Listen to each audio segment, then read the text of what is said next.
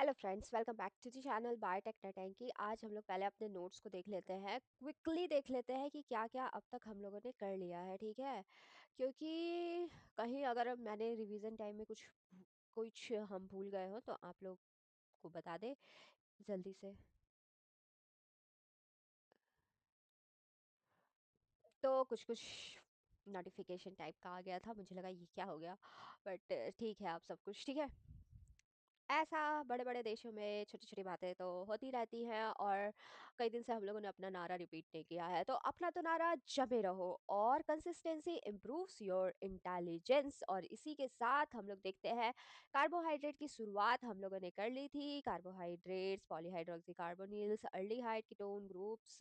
Aldehyde ketone groups होते हैं, carbonyl के ग्रुप्स होते हैं। पॉलीहाइड्रोक्सी इसलिए क्योंकि इसमें hydroxyl group multiple multiple times present होते हैं, और इसमें एक कार्बोनिल ग्रुप प्रेजेंट होता है। पॉलीहाइड्रोक्सी अगर aldehyde group, carbonyl carbonyl group अगर अल्डिहाइड है तो उसे हम लोग पॉलीहाइड्रोक्सी अल्डिहाइड बोलते हैं। अगर पॉलीहाइड्रोक्सी कीटोन यानी अगर कीटोन कार्बोनिल ग्रुप की मतलब कार्बोनिल ग्रुप हमारा कीटोन है तो उसे हम लोग पॉलीहाइड्रोक्सी कीटोन कहते हैं। अच्छा, मैं स्क्रीन देखते वक्त ना कैमरा नहीं देखती, अपने फ़ोन का स्क्रीन देखने लगती हूँ, इसीलिए थोड़ा दिक्कत हो जाती है ना। तो खैर हम लोगों ने एक्सेप्शनल केस देख लिया था, डाईहाइड्रोक्सी एसीटोन, जो कि ये किसी भी तरह का ऑप्टिकल एक्टिविटी भी नहीं शो करता है, और ये एक तरह का एक्सेप्शनल केस है। ठीक है, इसी के साथ हम लोगों ने कायरल कार्बन देखा था, पेनल्टीमेट कार्बन देखा था, और हम लोगों ने मोनोसेकेराइड्स के सारे स्ट्रक्चर देख लिए थे। और इसमें मैंने कहा था कि आप लोगों को कौन से नंबर के कार्बन याद करने हैं जिसमें हाइड्रोक्सिल ग्रुप आप लोगों का लेफ्ट हैंड साइड प्रेजेंट है। तो होप यहाँ तक आप लोगों ने नंबरिंग खुद से लिख के याद कर ली होगी। एलोज, एल्टरोज, यहाँ पे एल्टरोज मिट गया है। ठीक है, यहाँ पे क्या होगा, एल्टरोज। ठीक है, एल्टरोज होगा। ठीक है, तो वो नंबरिंग आप लोगों को अपने से लिख लेनी है। ठीक है, जो लेफ्ट हैंड साइड पे कार्बन प्रेजेंट है मोनोसेक्राइड्स, वैसे तो मैंने लिख दी है, तो इसीलिए आप लोगों को ये सारे left hand side present hydroxyl group को याद कर लेना है। ठीक है, और फिर आप लोगों का कार्बोहाइड्रेट का स्ट्रक्चर बहुत इजीली, सारे मोनोसेक्राइड का स्ट्रक्चर इजीली याद हो जाएगा। ठीक है, फिर उसके बाद हम लोगों ने कीटोन्स, कीटोसिस और एल्डोसिस देख लिए थे। उसके बाद हम लोगों ने एपिमर्स देखा था, रिसामिक मिक्सचर देखा था, और म्यूटा रोटेशन क्या होता है वो देखा था। इसी के साथ एक हम लोग फॉर्मूला देखे। पढ़ाई करने का यही, रिवाइज करने का यही फायदा है कि हम लोग जो भूले हैं वो हम लोगों को याद हो गया। आइसोमर्स, ठीक है, total number of chiral carbon कितने होंगे वो कैसे पता लगाएंगे, और उस कायरल कार्बन में किसी मोनोसेकेराइड यूनिट के कितने आइसोमर्स होंगे उसे कैसे पता लगाएंगे, ये हम लोग करना भूल गए थे। तो हम लोगों को क्या करना है, total number of chiral carbon, carbon कितने प्रेजेंट है, क्योंकि जब हमें कायरल कार्बन पता होगा तभी हम लोग आइसोमर्स भी फाइंड आउट कर लेंगे। ठीक है, तो कायरल कार्बन को पता लगाने के लिए आप लोगों को क्या करना होगा, अगर आप लोगों का मोनोसेकेराइड अल्डी एल्डोजेज है, ठीक है, एल्डोजेज है, और या फिर आप लोगों का कीटोजेज है, तो एल्डोजेज के लिए आप लोगों को जो टोटल नंबर ऑफ कार्बन होगा यानी N-2 करना है, तो इससे आप लोगों का कितने कायरल कार्बन है वो पता चल जाएगा। और अगर आप लोगों का कीटोसिस है तो आप लोगों को टोटल नंबर ऑफ कार्बन -3 करना होगा। यहाँ पे where N is equal to total number of carbon. ठीक है, एन क्या है, टोटल नंबर ऑफ कार्बन है।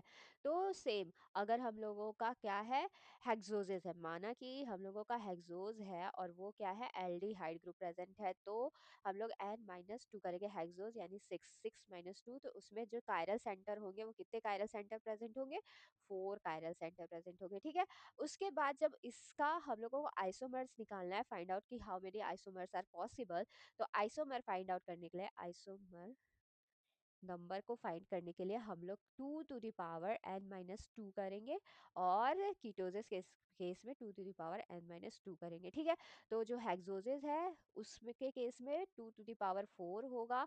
तो हम लोगों का टोटल नंबर ऑफ आइसोमर हेक्सोसिस के केस में कितने पॉसिबल है, 2 × 2 × 2 × 2 तो ये कैलकुलेशन करके बताइए हम लोगों को। 2 × 2 = 4, 4 × 2 = 8, 8 × 2 = 16, तो total number of isomer 16 isomer, 16 structurally different isomers are possible in case of hexoses. ठीक है, तो यहाँ से हम लोगों ने आइसोमर का भी फॉर्मूला देख लिया था, ये हम लोगों ने क्या कहते हैं, रिवीजन के टाइम में थोड़ा मिस्टेक कर दिया था, रिवाइज नहीं कर पाए थे। अभी हम लोगों ने इसे भी रिवाइज कर लिया है। इसके बाद हम लोगों ने न्यूक्लियोफिलिक अटैक देख लिया था कि कैसे न्यूक्लियोफिलिक अटैक करके वो होता है, कैसे साइक्लिक हॉवर्ड प्रोजेक्शन का फॉर्मेशन होता है, ठीक है। इसके बाद हम लोगों को क्या देखना था, इसके बाद रिसैमिक, और हाँ, एक यहाँ पे हम लोगों को एक और कॉन्सेप्ट सीखना था। वो कॉन्सेप्ट क्या था, वो कॉन्सेप्ट था आप लोगों का डेक्स्ट्रो रोटेटरी और डी एल का डायग्रामेटिक नोटेशन, ठीक है। कुछ ज़्यादा ही जूम हो गया स्क्रीन, तो हम लोग देख लेते हैं वो। तो यहाँ से एक कॉन्सेप्ट ये रह गया था, डी और एल सिर्फ आप लोगों का जो हाइड्रोक्सिल ग्रुप है, ठीक है, हाइड्रोक्सिल ग्रुप है, वो आप लोगों का किस साइड पे प्रेजेंट है। अगर लेफ्ट हैंड साइड है तो एल कार्बोहाइड्रेट कहेंगे, और अगर राइट हैंड साइड प्रेजेंट है तो उसे डी कार्बोहाइड्रेट कहेंगे, ठीक है। तो ये सिर्फ क्या है, ये सिर्फ डायग्रामेटिक रिप्रेजेंटेशन है, डायग्रामेटिक रिप्रेजेंटेशन है, ठीक है, डायग्रामेटिक रिप्रेजेंटेशंस है, ठीक है। और हम लोगों ने अमाइनो एसिड के केस में क्या देखा था, अमाइनो एसिड के केस में देखा था डी कब होगा, जब अमीनो ग्रुप किसमें, राइट हैंड साइड में प्रेजेंट हो, ठीक है। और जब amino group left hand side present है तो एल बोलेंगे। और नेचर में मेनली आप लोगों का किस तरह का अमीनो एसिड प्रेजेंट होता है, एल अमीनो एसिड्स। और जो कार्बोहाइड्रेट होते हैं वो आप लोगों के नेचर में मेनली डी कार्बोहाइड्रेट्स प्रेजेंट होते हैं, ठीक है। यहाँ से ये बेसिक कॉन्सेप्ट हम लोगों ने सीख लिया। इसके बाद आप लोगों का एक और कॉन्सेप्ट था डेक्स्ट्रो रोटेटरी और लीवो रोटेटरी, ठीक है। डेक्स्ट्रो रोटेटरी और लीवो रोटेटरी ये कंपाउंड की कंपाउंड की क्या है, कंपाउंड की फिजिकल प्रॉपर्टी है, फिजिकल प्रॉपर्टी है, कंपाउंड की फिजिकल प्रॉपर्टी है। और इस प्रॉपर्टी में क्या होता है, इस प्रॉपर्टी में आप लोगों का क्या होता है, जब आप लोगों का जो प्लेन पोलराइज्ड लाइट है, प्लेन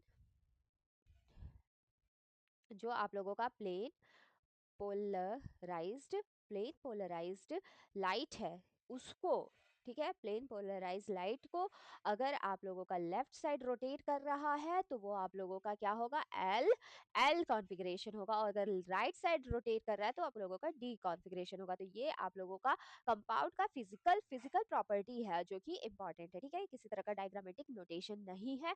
तो यहाँ से डी और एल का कॉन्सेप्ट आप लोग डिफरेंट रखिएगा और अच्छे से अंडरस्टैंड कर लीजिएगा, समझ लीजिएगा। तो यहाँ से क्विकली रिवीजन में हम लोग ये दो कॉन्सेप्ट भूल गए थे, तो हम लोगों ने इसे भी रिवाइज कर लिया, ठीक है।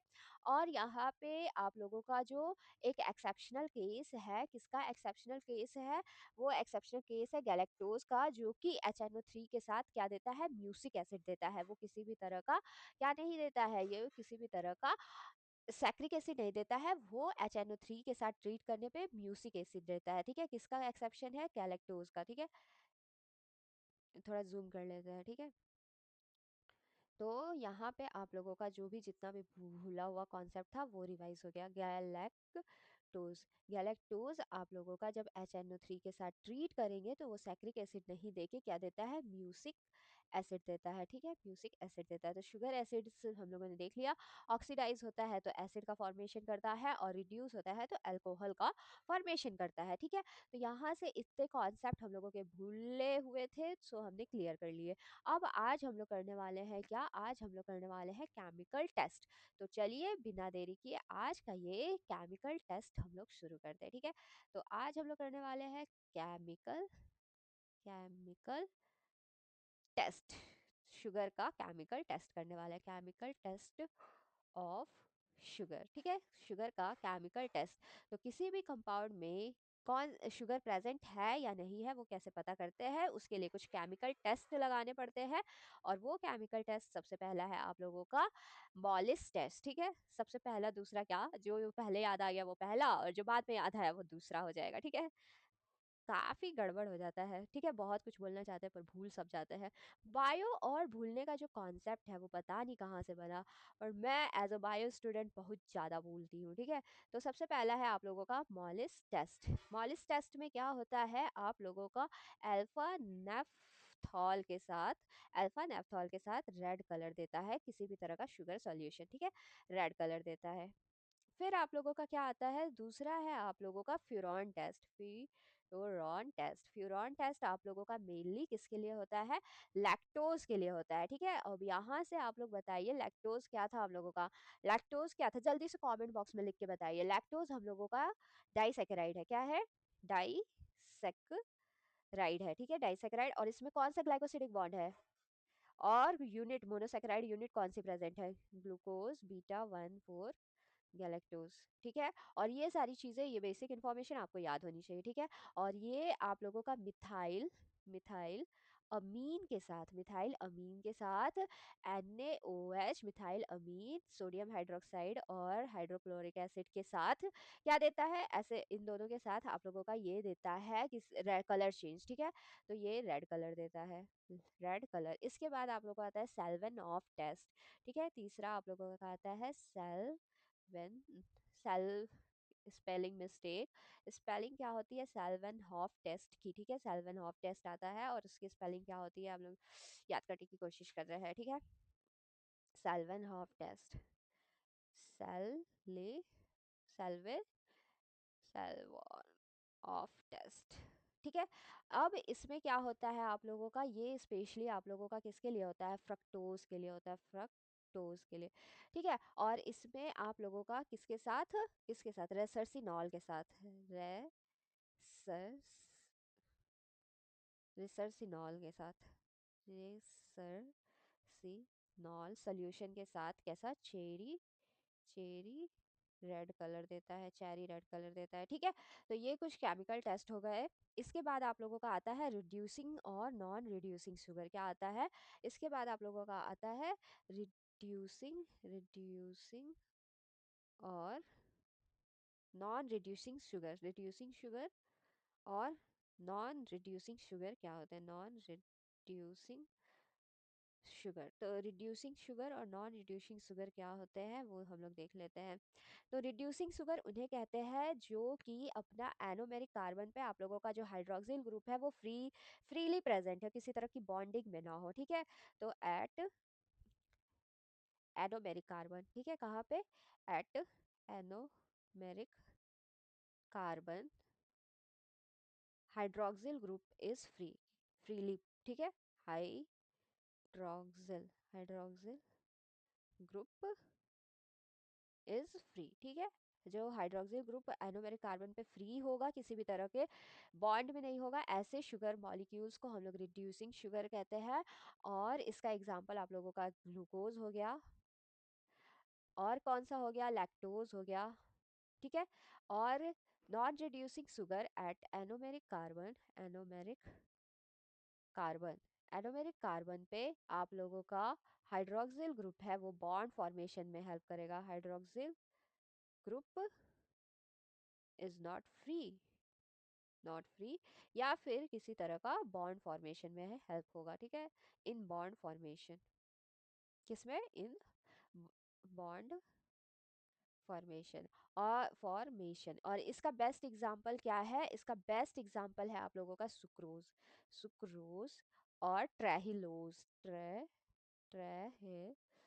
तो ये आप लोगों के दो नॉन रिड्यूसिंग शुगर हो गए और रिड्यूसिंग शुगर के बीच का डिफरेंस हो गया, ठीक है। रिड्यूसिंग शुगर आप लोगों का किसके साथ? बेनेडिक्ट सॉल्यूशन के साथ और एक फेलिंग सॉल्यूशन के साथ कैसा कलर चेंज करेगा, ठीक है। किसके साथ? ये भी एक तरह का रिड्यूसिंग शुगर का टेस्ट है। किसके साथ? बेनेडिक्ट सॉल्यूशन के साथ, ठीक है। किसके साथ? बेनेडिक्ट सॉल्यूशन के साथ और फेलिंग सॉल्यूशन के साथ, फेलिंग सॉल्यूशन के साथ क्या कलर चेंज करेगा? कलर चेंज, ठीक है। तो यहाँ तक कुछ ये क्या हुए? ये कुछ केमिकल टेस्ट हो गए। किसके हो गए केमिकल टेस्ट? ये कुछ आप लोगों के शुगर के केमिकल टेस्ट हो गए, ठीक है। तो यहाँ तक आज आप लोगों का सेशन यहीं तक रहेगा। होप वीडियो आप लोगों को अच्छी लगी हो, और अगर अच्छी लगी हो तो like comment and subscribe the channel.